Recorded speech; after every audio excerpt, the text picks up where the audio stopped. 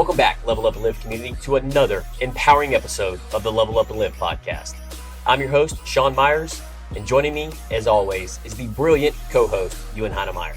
Today, we're diving deep into a topic that resonates with each and every one of us: overcoming the fear of failure. We've got some tactical action steps that you can implement in your life starting today. So buckle up, get ready to level up, and let's conquer those fears together. Before we jump into today's transformational content, we want to remind you to hit that subscribe button so you never miss an episode. Share the love with a friend because passion is what fuels us, and we want to ignite that spark in others too. Don't forget to leave us a review. Your feedback helps us impact and reach even more people. And as always, check out our show notes for free resources that will support your journey. So without further ado, let's dive into today's episode of how to overcome your fear of failure. I am no stranger to the fear of failure. I'll admit I get afraid a lot. I've had many situations in my life I can remember from being very young, just being petrified, frozen, stiff with fear, and hating that feeling like everybody does. Everybody hates that dread, that fear of failure, not knowing what to do, fight or flight or freeze. And I remember hating it so much that I hated it, that I wanted to attack that feeling. Like I never wanted to feel that way. So I've always found myself running towards things that I don't want to do because I don't want to be controlled or to ever be out of control by getting caught in a situation where I'd be afraid. So my preacher, we were talking one time at our church, and he said, or I said to him, "Hey, if you need any help with anything, serving, doing communion or doing the reading, saying a prayer," and I said, "Hey, if you ever need a song leader, I'll do it because I like to sing." And so the time comes, I get a text, and they said, "Hey, Ewan, can you song lead this weekend, this Sunday?" I'm like, "Yes, sure." I'm kind of excited. And as soon as I accept and I say yes, I'm like, oh man, I've never sang in front of a crowd before and had to lead them. I've done some karaoke before and had fun doing that. And that was a whole nother story. First time I karaoke'd, I was afraid, but after that, no problem. So now I'm singing I'm going to have to sing at this church. I picked 6 songs out. I know them, been singing these songs for my whole life. And I get up there and I remember my heart was pounding. These songs, again, I've sang them so many times. And I'm about to put out the first note of reading. And I'm like, and I laugh. I stopped the whole crowd, and because I told them the number of the song, and I was like, "Sorry, guys," I'm smiling big. I'm like, "Sorry, this is my first time, as you all know." And so I got back into it and then started singing. And that song went well. Second song went well. And I'm like, I'm doing it. Heart still pounding every time I'm about to sing this. So the third song comes and I sing the first verse in the chorus. And then I get back up to the second verse and I completely blank. I'm like, everyone's still singing kind of, and it kind of just fades off and collapses because I'm not leading anymore. It was a total disaster. And I'm like, guys, I can't think of the note. Like my blood was pumping so much that I was just afraid, but I just pushed through. I was like, okay, give me a second. I'm still laughing. And I get back on track and I sing, song goes well. The rest of the song goes well, finish out the thing. And so many people at the end of service came up and said, that was awesome. That was fantastic. Like it was good singing and which I'm not saying I'm a great singer, but it went well. And I just remember getting home at the end of after when we got home and I just collapsed. The adrenaline had just been like going through me. But to me, the fear of getting up there and failing was petrifying. But I'd already committed. I'd already accepted that I would do this. It's not like I can't make it. It was like they were counting on me to do it. And that's probably the most recent version of having an opportunity to be afraid and go the other direction, as opposed to the fear was still there, but I accepted and was like, okay, let's roll and let's do this. And so me and Sean were just talking before the start of the podcast, and he has a completely different perspective on fear. And we were just about to get into it, and we're like, you know what? Let's record. So, Sean, how do you perceive fear and the fear of failure? Yeah. So I guess for me, man, I know myself and like thinking out loud as far as like a type A personality, I'm like, oh, I don't have fear of failure, right? But I think to some degree we all have some kind of failure. Maybe we're just not thinking big enough, right? Like if I really think about it, if I'm honest with Mm. myself, I've always said I wanted to go jump out of an airplane, right? And so for me, it's like when I initially thinking about, okay, I'm going to go jump out of an airplane, right, and parachute. For me, it's like initially I'm like, oh, there's a fear there, right? But then I Mm. break things down and I'm like, well, what is it? I want to go jump out of an airplane. Okay, but why? And so when I break that down, what it does for me, Ewan, I'm like, well, I want to go jump out of an airplane because this is part of my beliefs, my core values of adventure and doing things outside of my comfort zone. Literally, my heart rate is going down right now when I break that down. Mm. And then the next step is, okay, what steps do I need to take to go execute? Right. And so I have worked through this. I've almost processed the fear of failure by taking these action steps and breaking it down so I can move the needle forward in going and jumping out of a plane for a parachute. Now, when I get to the parachute, of course, I'm a human being, just like anybody. My heart's going to be pumping. I'm going to be nervous, right? I mean, that's anything in life because Mm. all these thoughts start going in your head. But the difference is, as long as I break that down, Ewan, the what, go jump out of an airplane, the why, because it's aligned with my beliefs and core values, getting outside of my comfort zone, doing things, that's going to scare me, that doing hard things, and then putting those action steps of what it is, what are the next steps, right? Where do I go and do this? Who can I go and do this with? Mm. And I start registering all these things, and then I start, and guess what I've been doing all along? Taking steps, right? Versus, oh no, jump out of an airplane? Heck no. I've talked to several people like, I'm not gonna go do that. But if you break that down Mm. with them, like, why? Right? People never, it's all surface levels because that's what society thinks about. It's like, oh, this is jumping out of an airplane. And so even though there's a sense of fear of failure there, I think for me, and I had asked you this question before the podcast, like when you had mentioned, yes, I'll go sing, or hey, I'll sing if I need to. I'm curious on like, and I'd asked you behind the podcast, it's like, hey, why did you say that? Why did you say you would step up and go do that? Yeah, it's to be a servant, to serve. If it was up to me, I probably wouldn't do it on my own accord. I wouldn't volunteer, like, or I wouldn't be like, hey, can I please go up there?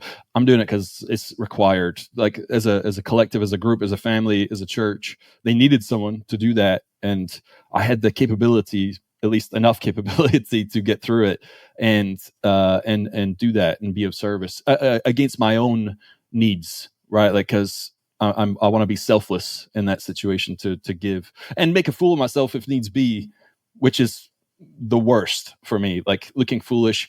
And that leads me to, we were talking about this and you said, well, it wouldn't align with what you would want to do as far as doing that. And I was like, but I'm curious though, if I just click the fingers and you were up there in front of the congregation with the songbook and you had to lead it, and you know what? I looked in your eyes and you said, oh, well, it's just time to execute. And I was we didn't finish that. We stopped right there and said, let's start recording. What were you what does that mean? Just time. Okay. Like, cause I don't know if you like to sing, but song leading, I don't think it's not aligned with what you want to do, but you said, okay, it's just time to execute. So walk through that for me. Cause I'm very interested. Yeah. So if I was put in that situation, like for me, I'm very conscious about what it is I say yes to and what it is I say no to, right? And so for me, I have to really dissect things because there's things that I have a fear of failure of doing, running a marathon, doing things in my life, but it doesn't stop me from taking action. If somebody asked me like, hey, would you like to be a song leader at the church? It would have to be a line. I'd have to break that down to go along with the podcast and you putting me in that situation, which I wouldn't put myself in the first place because somebody else better be fit for that role. A lot of times in life though, you don't get to choose what you get to be a part of. Sometimes it's like it gets thrusted upon you and you have to, and you've done a phenomenal job of creating your life to where you don't have a lot of that. You do get to choose. And so, someone listening to this, if they have to, how would they execute that? And I, as soon as you said it's just time to execute, I knew what you were going to say is gold, because I know you would just, I think you would just do it. But could you break that down of how you would, if you just, like magic and you had to go, it was like, hey, Sean, here's the book, go. Yeah, for me, it'd be just simple, right? It's like, okay, well, here I am in just belief within. So if I'm up there, and I'm singing, and I'm, as long as I've got lyrics, as long as I've got, support system, people around me, it's like, okay, cool. Well, let's put one foot in front of the other. And if I just get dropped in the bucket, and I just got to, in the tips that we were covering today, right, go along with this, having that adaptability. And that's one of the things like that I feel like that are just vital to overcoming fear. Overcoming fear is that adaptability and being able to adjust and understand that and tell yourself that within, right? So everything that I just said basically for the last 30 seconds, like I'm having that conversation with myself. I'm like, oh, this is fear of failure. This is a place where you're uncomfortable. This is a place where you're outside of your comfort zone. It's time to show up. It's time to do the best you can, because Sean, you're going to look back in about 30 minutes, maybe even 60 minutes, and you're going to break this down. You're going to find out what you did right, what you did wrong. You're going to ask your people that you love, hey, get me some feedback. And who knows, I may take away from it. I may want to sing moving forward. You probably don't want to hear my voice, but that's what I mean by execute is like, okay, I'm in the here and I'm in the now. I'm going to show up the best version of myself and do everything that I possibly can, versus what haven't I talked about? Negative self-talk, right? So many people you could have easily had a negative, hey, you personally, when you got the text message and you said, yes, I'll come and be the song leader, you kind of got up there and you could have flopped, right? If you would have been consistently negative talk in your mind, like, oh, I'm going to jack this up. I'm not the song leader that this other guy is. What are people thinking, right? This is all negative self-talk. So I think that's the number one key ingredient as far as execution. When you're up there, okay, cool. You may not be the best song leader. You may not be, what it is everybody else thinks you're up there to do. All you can do is give it your best self, your best version of yourself, right? And so for me, that's going to build confidence. That's going to allow me to be adaptability, right? I'm going to adapt in the environment that I'm in. And then it's going to allow me to think outside the box and get creative, right? And just have fun with it. I don't know. Yeah, that's all you can really do. Yeah, honestly, and that you listening to this, you're driving, you're in the gym, listening to this right now. The first thing that we had written down, the three kind of strategic moves that we do and feel fairly. The first one was growth mindset, and everything Sean just said for the last couple of minutes there was all growth mindset, right? That was him being put in a position that he doesn't want to be in, or a difficult position, or is a place he might want to be in. How would he execute on that? And that is, he basically went from I wouldn't do that to if I need to, this is how I would do it. And I am capable of doing it. And that is the growth mindset. In fact, you need to rewind that, go back. And if there's a fear in your life, think about what he just said there and the steps that he would take, the thought processes. That is the growth mindset. That is how you attack fear of failure. That is how you eliminate fear of the thing that it is you're afraid of. And once you do that, you're on to the next thing that you're afraid of, and you do the same thing over again until you're not afraid of that. But that, if you kept doing what you just said there over weeks, months, years, that fear might probably go away within a week or two of doing that. But even if someone continues to be afraid for 3 months, 6 months, a year, at some point that fear is going to go away because your brain gets so used to it. It's what you do now. It's like when you first drive a car, you're 15, afraid. We don't even think about being afraid of driving a car down to Walmart now. It goes away. So yeah, to me, that is the growth mindset. And you have to start there, because you also said if you're thinking negatively, if you're not ready to just execute, that that's the fixed mindset. I'm not a good singer. I don't sing in front of people. Well, how are you ever going to do that if that's what you believe? It comes back down to belief again. So yeah. And then you had mentioned, to go on the second point, adaptability. Really, that ties in there perfectly. You have to adapt. And you said before the podcast too started, you mentioned baseball really taught you a lot of how to avoid those feelings, to not have them, because was it confidence, or how would you use your how did baseball teach you adaptability?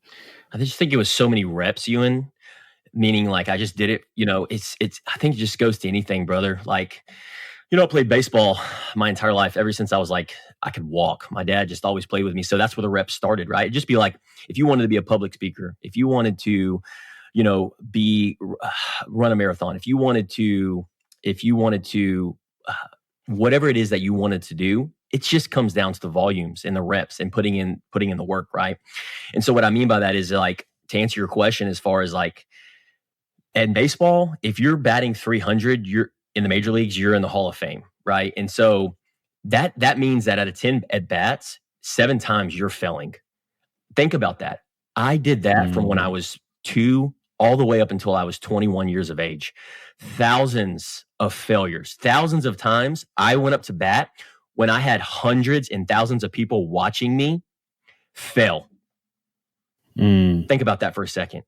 It's huge. I would strike out. I would ground out. I would fly out. That is failure, right? But you're failing for Do you remember at some point when the crowd was watching, because you adapted to that, right? Like at some point you were just like, you didn't even think about the crowd, but this is what's so important for people listening right now, is that they didn't get those reps. And to be honest, just to tie this in, if I'm singing on my own, is my heart rate going? Am I concerned about my voice? Am I in the car just going down the road on my own? No, I'm not worried at all. I'm having a great time singing. Do it in front of other people. It all changes, because what has changed? There are now people involved. It's not just me anymore. They're observing, judging, comparing it to something else. Is it better than this? Is it worse than this? Is this good or not? We all have that gauge. And so that's when it gets really difficult. People, the fear of being judged is normally where the fear of failure comes from. Because if no one else is on the planet, you wouldn't be afraid of feeling anything, because there's no one there to even talk to about. But you had said being in so many reps, right before you were just, do you remember the time where you're just like, oh, there's all these people here and I don't care? Like, or what was that? So I was the cleanup hitter. So in college, I was fourth. I was fourth batter, right? And so basically, that's where I've learned to really kind of come down to execution, like how important execution is. Because you can put in all these reps, Ewan. You can run hundreds of miles for a marathon, but when it comes race day, if you're not executing, you flop, right? You bonk. Mm-hmm. All these different terms, people that know, like, that basically means like you fail, you stop, you hit a hard roadblock, right? And so for me, when I would go out there and I was like, okay, it's time to execute, I would distract. I would, just like I told you about the story, if I was told to go and do the singing, right, there, I would block off all the noise and distractions around me. Now, I didn't know this 10 years ago, right? But now it's like I talk to my internal self, right? You have to build yourself up, because I'm the one that's fearing failure, right? If you're listening to this, there's a fear of failure, and it comes within, right? And there's several other reasons, but for me, I block off all the noises, all the distractions, and I just talk myself up. So when I go up to bat, whatever it is I do in my life, nobody else has any control over what's going on around me. I only can control what's going on between my 2 ears right now. And it's time to execute. And what I mean by execute is I'm going to give it the best that I can, the best of my ability. And if I don't execute, then I'm going to learn from it. And I would go up there and there would be people all around me. The bases would be loaded, and I either executed or didn't, right? And I learned from that and failed forward. Now, here is the kicker for me.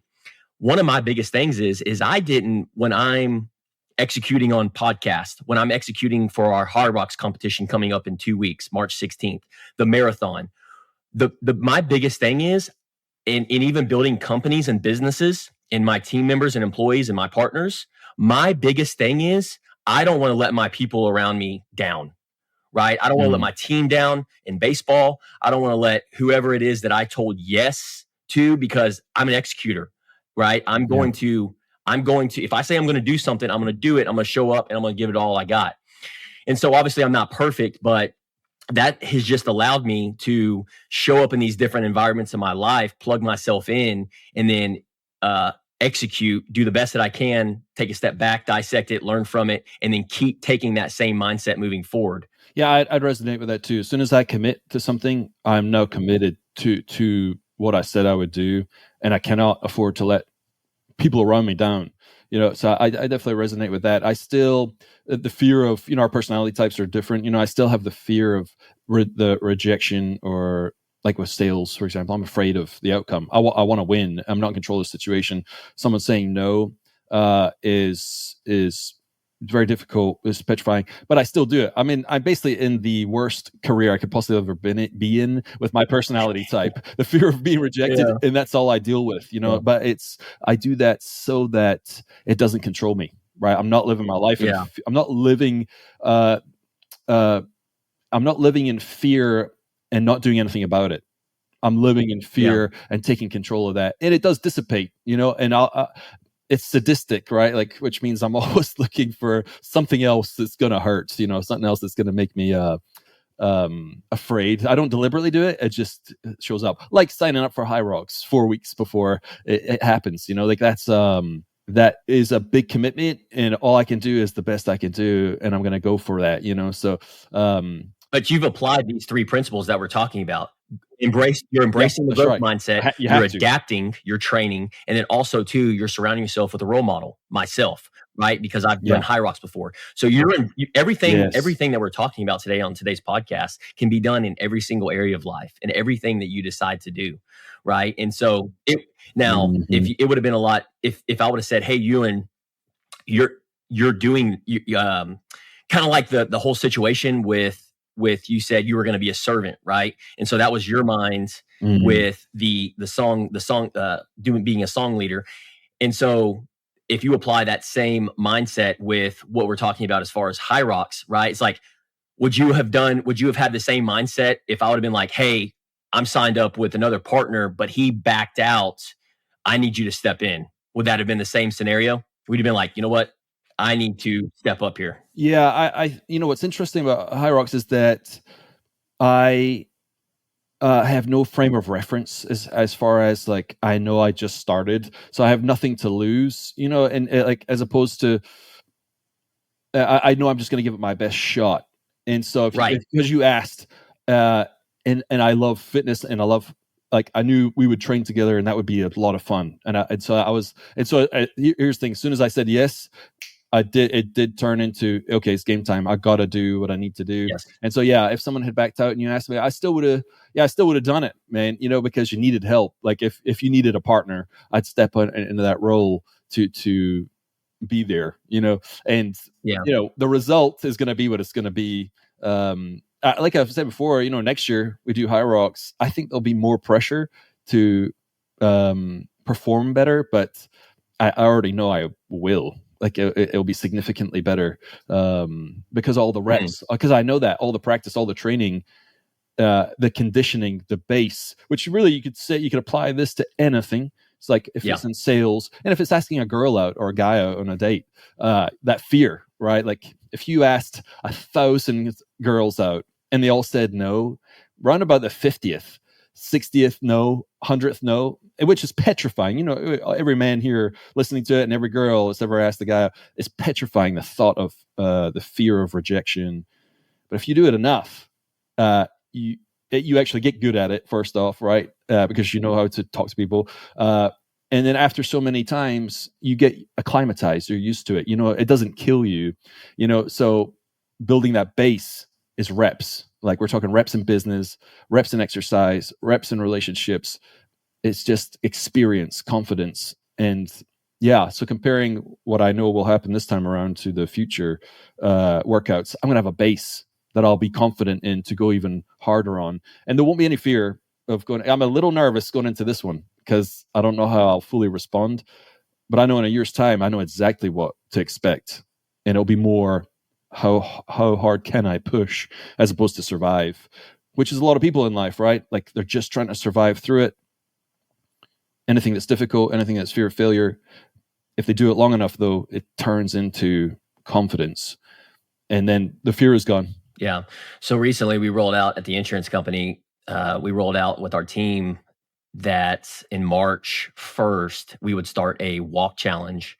And we would each, I told the team, I was like, hey, look, if we hit 10,000 steps per day, because a lot of our team members weren't hitting 10,000 steps per day, right? And that's like the minimum you need for like well-being and health and just overall just vitality, right? And I told him, I was like, hey, we all hit 10,000 steps as a team, we'll go to Perry Steakhouse in the Woodlands. And so they were all like, yes, they love Perry Steakhouse. They love pork chops. And so March 1st rolled around, and I was kind of curious because a lot of these guys and girls, they hit 3,000, 4,000, 5 steps a day. And so I know there was that fear, right? Of like, that fear of like, oh, am I going to be able to do that? But it's everything that we're talking about with these 3 principles. They embraced the growth mindset. You know what? Let's get outside of our comfort zone. Let's step outside of what we're familiar with doing, which is less than 10,000 steps a day for 30 days, Ewan. 30 days, 10,000 steps. They adapted. You know what? We're not used to this. We work, and it's hard for us to get out and go get 10,000 steps in. So they adapted in their mindset. And then here's the key ingredient that has put everything together. They have a role model, right? Me and Kendra are in the group, and we're here to support each other. We're here to hold each other accountable. None of us go to Perry Steakhouse if the entire team does not hit 10,000 steps per day. And there are several members in there, and we all have to hit 10,000 steps per day. But because they had they embraced the growth mindset of getting outside of their steps, they adapted, and they said, hey, we're going to do this for 30 days, even if we don't hit it, right? But we're going to do it anyways. And then we're going to learn from the people that are already doing the 10,000 steps. And so far, man, we're on day 5, and everybody's crushing their steps. Has anybody asked you any questions, or because it's probably fairly simple that you need to get those steps, but is there any key things that as the role model, doing it many times before? Because we did a mock High Rocks yesterday, and I had a bunch of questions that you were able to answer, and you were also able to offer, hey, when this and this happens, do this, right? And that got me up to speed. So we got through that yesterday probably a lot better than if I had just tried to do it on my own, right? Like we game planned, we discussed ahead of time, practiced, mentally practiced. Yeah, is that also happened with the steps at all? Yeah, it's funny you say that. So we're in a group right now. The app is actually called, it's a pretty cool little app. It's called Stride Kick. And so we're all in there. And I got up this morning and I went to go look at you can message each other in there too. It's pretty cool. And one of the ladies in there, I hit 20,000 steps yesterday on Monday, which is March 4th. And she's like, hey, she hit 10,000, a little over 10,000. She's like, that's inspiring. I want to hit 20,000 steps. What do you do? How do you do it? Right. Yes. And so I'll break that down. But man, for the sake of time, like this has been weighing on my heart. I'm like, dude, I'm 37 years of age, and I know you're in your 40s. And I know this is our last key ingredient, which is role models, right? AKA mentors, coaches. That is the number one fastest way to get to your goals, to overcome fear, to move the needle in your life, is to get inside a mastermind group, get a coach. I don't care what you got to pay. It doesn't matter, man. If you want to move the needle in your life, that is the way to do it. And these people, our family, our friends, we support each other, right, in our community. And I think the ones that lean in, like this lady that messaged me about how did you get to 20,000 steps? She never finds that out if she doesn't ask that and ask somebody that's hit 20,000 steps. Another key ingredient. Yep. You want to learn from somebody that's actually doing. Yep. It's just a shortcut. Yeah. If you're listening to this, now we're not like, there's coaching going on that we do, but before any of that happened, I had many coaches before I was able to offer coaching advice to anybody. And because I believe in it, it got me to where I needed to go. Like I spent a fortune in coaches, and I've made 10x back by doing it. So anyone listening and you don't think you need it or haven't really seriously contemplated it, I mean, really, it is the process to get anywhere in life. Like if you want to make more money, go get a coach that can show you how to make more money. If you want to get fit, get a coach, and you will be the fittest version of you that you can't even fathom what it will be. So man, I just can't stress it enough. It's like, go get help, pay whatever you need to pay, and you will have whatever you want to have. In returns will be 10x or more. I've always said this, like, I'm a big believer in, like, that's why I'm doing the podcast, and, like, that's why I'm teaming up with guys like you and guys in our community. It's like that have that belief, because I've never seen it more clear, because you've even said it yourself, like, it's just intangible, right? That's why a lot of people don't see the power of it, because they can't put their thumb on it. It's not a house. They're not buying a house, a car, a boat, gold, right? And so that's why people are even hesitant on Bitcoin and cryptocurrency, because it's intangible. But my point is like, once you take that leap of faith and just fail forward and you get in the group, dude, it's almost like 100% guarantee your life will improve. You know what I mean? Like, and it's such a beautiful thing. I'm like, dude, and you know this behind the scenes, like, even with Level Up and Live, we're trying to, like, we see it in our members and people that we've coached lives, like how it's just leveled up, and we're like, man, we want that for thousands of other people. But it's gonna happen. Anyways, it's gonna happen. Yeah, I mean, that's our mission, and well, you know what? We'll probably get a coach to help us get there.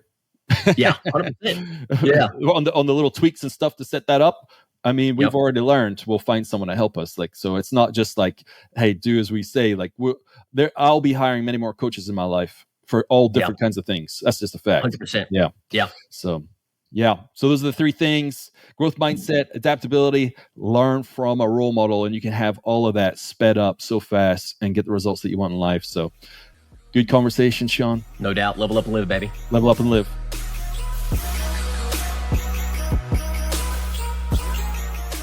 And there you have it, another enlightening episode of the Level Up and Live podcast. We hope you found value in our discussion on overcoming the fear of failure. If you've enjoyed today's content and want to keep leveling up with us, hit that subscribe button so you don't miss out on future episodes. Sharing is caring. So share this episode with a friend, and let's build a community of growth together. Last but not least, we would be absolutely thrilled if you could take a moment to leave us a review. Your feedback fuels our passion and helps us reach more like-minded individuals who are on the journey of personal development. And as always, don't forget to check out our show notes for free resources that will aid you on your path to success. Thank you for tuning in to the Level Up and Live podcast. Remember, you have the power to level up your life. So go out there and live your best one. Until next time, stay inspired, stay motivated, and keep leveling up.